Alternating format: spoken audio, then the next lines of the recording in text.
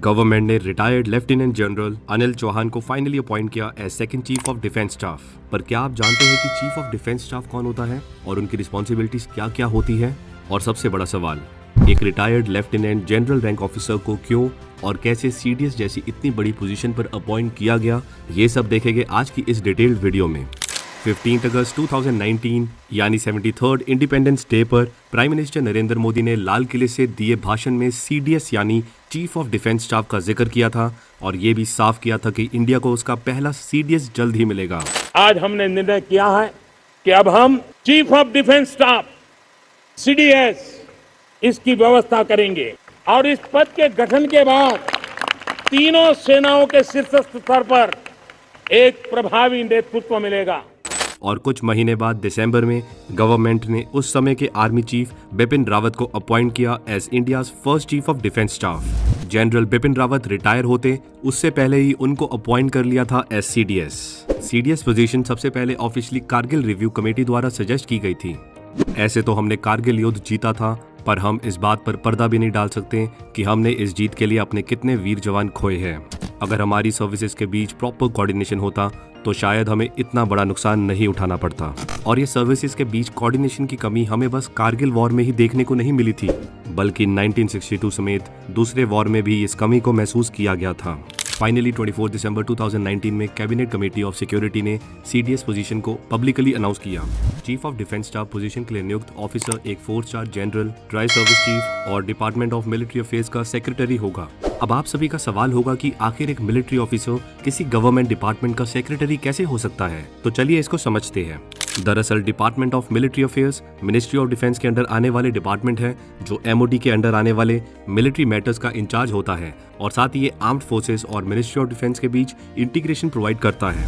Ministry of defence के head होते हैं डिफेंस मिनिस्टर यानी रक्षा मंत्री, और पहले इसके अंडर मेनली 4 डिपार्टमेंट्स आते थे, that is department of defence, department of research and development organisation, department of ex serviceman welfare और डिपार्टमेंट ऑफ डिफेंस प्रोडक्शन। इन हर एक डिपार्टमेंट को सेक्रेटरी द्वारा हेड किया जाता है जो आगे डिफेंस सेक्रेटरी को रिपोर्ट करते हैं।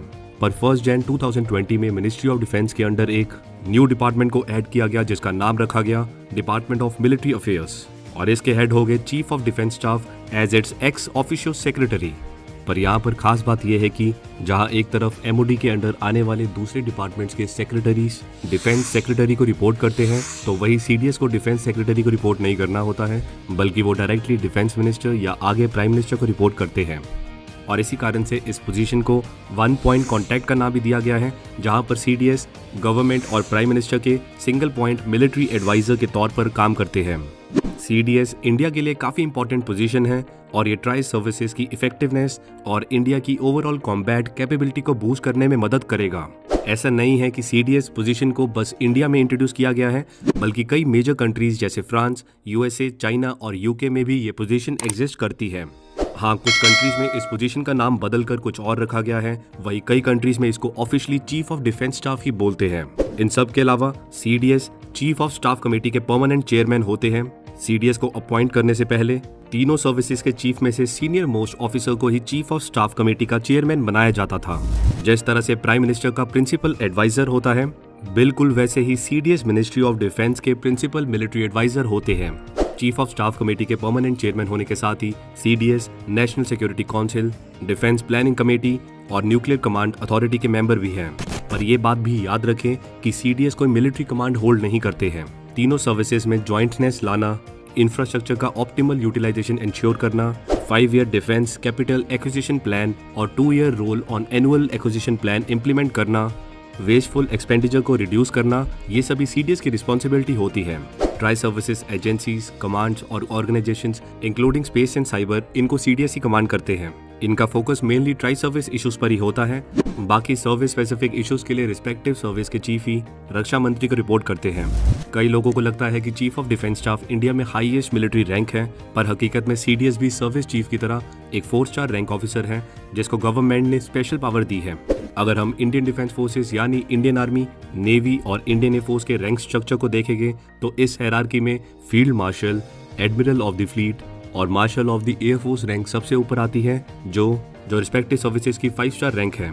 और इस 5 स्टार रैंक पे प्रमोट होना किसी भी ऑफिसर के लिए गर्व की बात है। Sam Manekshaw field marshal rank पर प्रमोट होने वाले फर्स्ट इंडियन आर्मी ऑफिसर थे। वही दूसरे इंडियन आर्मी ऑफिसर थे KM करियप्पा।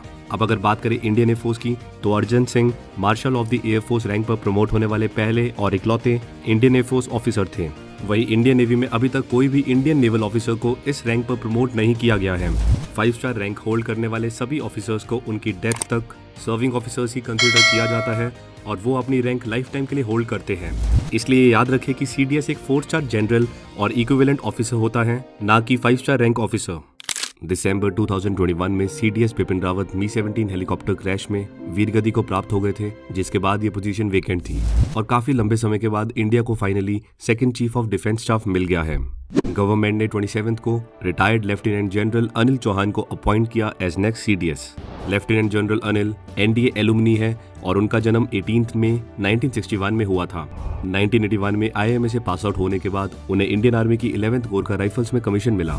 करीब 40 साल के अपने मिलिट्री करियर में लेफ्टिनेंट जनरल अनिल चौहान ने कई सारी इंपॉर्टेंट अपॉइंटमेंट्स होल्ड की है और उनके पास जम्मू एंड कश्मीर और नॉर्थ ईस्ट में काउंटर इंसर्जेंसी ऑपरेशंस का काफी एक्सपीरियंस है और उन्हें अपनी डिस्टिंग्विश सर्विस के दौरान परम विशिष्ट सेवा मेडल, उत्तम योद्ध सेवा मेडल, अति विशिष्ट सेवा मेडल, सेना मेडल एंड विशिष्ट सेवा मेडल से नवाजा गया है। मेजर जनरल रैंक पर इन्होंने बारामूला सेक्टर में इन्फेंट्री डिवीजन को कमांड किया था। लेफ्टिनेंट जनरल रैंक पर प्रमोट होने पर उन्होंने नॉर्थ ईस्ट में एक कोर को कमांड किया था और 2019 में फाइनली ईस्टर्न कमांड के general officer commanding in chief बने। जनरल अनिल इंडियन आर्मी के DGMO यानी director general of military operations भी रह चुके हैं और इन्होंने UN पीस कीपिंग मिशन के अंडर एंगोला में भी अपना सर्विंग टेन्योर कंप्लीट किया है। मई 2021 में इंडियन आर्मी से रिटायर होने के बाद उन्होंने अजीत डोवाल के साथ क्लोजली काम किया है और national security and strategic matters, और अब वो इंडिया के second chief of defence staff के तौर पर सर्व कर रहे हैं। यहाँ पर सवाल ये आता है कि आखिर एक रिटायर्ड लेफ्टिनेंट जनरल ऑफिसर को चीफ ऑफ डिफेंस स्टाफ के लिए अपॉइंट क्यों किया गया, और पास्ट में कभी ऐसा हुआ है कि एक रिटायर्ड मिलिट्री ऑफिसर को इतनी बड़ी पोजीशन पर अपॉइंट किया गया हो। देखिए, गवर्नमेंट ने जून में चीफ ऑफ डिफेंस स्टाफ के अपॉइंटमेंट से जुड़े रूल्स एंड रेगुलेशन में कुछ फॉर्मल चेंजेस किए हैं और इन रूल्स के अकॉर्डिंग कोई भी सर्विंग या रिटायर्ड 3 स्टार ऑफिसर भी CDS अपॉइंटमेंट होल्ड करने के लिए एलिजिबल है। गवर्नमेंट ने ये रूल इंप्लीमेंट करने के लिए army rules 1954, the naval ceremonial conditions of service and miscellaneous regulations 1963 और द एयरफोर्स रेगुलेशंस 1964 में अमेंडमेंट किए थे। यानी अब कोई भी सर्विंग या retired lieutenant general, air marshal, vice marshal या उससे ऊपर की रैंक होल्ड करने वाले ऑफिसर जिनकी एज 62 ईयर से कम है, वो सभी CDS अपॉइंट होल्ड करने के लिए एलिजिबल हैं और इसी कारण से lieutenant general Anil Chauhan CDS post पर अपॉइंट होने के लिए बिल्कुल एलिजिबल थे। और हाँ, ये बात तो बिल्कुल सही है कि CDS के लिए कई सारे सर्विंग और रिटायर्ड डेकोरेटेड ऑफिसर्स एलिजिबल थे, पर गवर्नमेंट ने जनरल चौहान के सर्विस रिकॉर्ड और उनके एक्सपीरियंस को देखते हुए उन्हें ही अपॉइंट किया। पर न्यूली अपॉइंटेड CDS के सामने कई चैलेंजेस भी हैं। अब क्योंकि CDS बिपिन रावत की अपने पायोनियर टास्क यानी तीनों सर्विसेज के इंटीग्रेशन और उनके फ्यूचर रेडी करने के टास्क को कंप्लीट करने से पहले उनकी डेथ हो गई थी, इसलिए अब ये रिस्पॉन्सिबिलिटी न्यूली अपॉइंटेड CDS के कंधों पर आ गई है और उन्हें इस टास्क को कंप्लीट करने के साथ ही ये भी मेक श्योर करना होगा कि आर्म्ड फोर्सेस किसी भी स्टेज पर अनबैलेंस्ड नहीं होनी चाहिए। डिफेंस फोर्सेज में इंटीग्रेशन का मतलब बस थिएटराइजेशन या न्यू थिएटर कमांड्स को बनाना ही नहीं है, बल्कि इससे काफी कॉम्प्लेक्स है। मैक्रो लेवल पर आर्म्ड फोर्सेस के स्ट्रक्चर्स और प्रोसेस को इंटीग्रेट करने के साथ ही इसमें कुछ चैलेंजेस जिनका सामना न्यू CDS को करना होगा वो है इंडियन मिलिट्री को नेक्स्ट जनरेशन वॉरफेयर के लिए प्रिपेयर करना, टेक्नोलॉजी थ्रेशोल्ड को रेज करना और मल्टी डोमेन वॉरफेयर के नॉइसेस से डील करना। ऑपरेशनली CDS के लिए बिगेस्ट चैलेंज होगा डिफेंस फोर्सेस की ऑपरेशनल प्रिपेयर्डनेस को टू फ्रंट थ्रेड के लिए अलाइन करना। जितने भी कंट्री ने पास्ट में थिएटराइजेशन को इम्प्लीमेंट किया, उन सभी ने स्मूथ ट्रांजिशन नहीं देखा है, इसलिए CDS अनिल चौहान को नियर फ्यूचर में बोल्ड डिसीजन लेना होगा और साथ ही ये भी इंश्योर करना होगा कि ट्रांजिशन के किसी भी स्टेज पर हमारी Tell me pretty lies, look me in the face, tell me that you love me.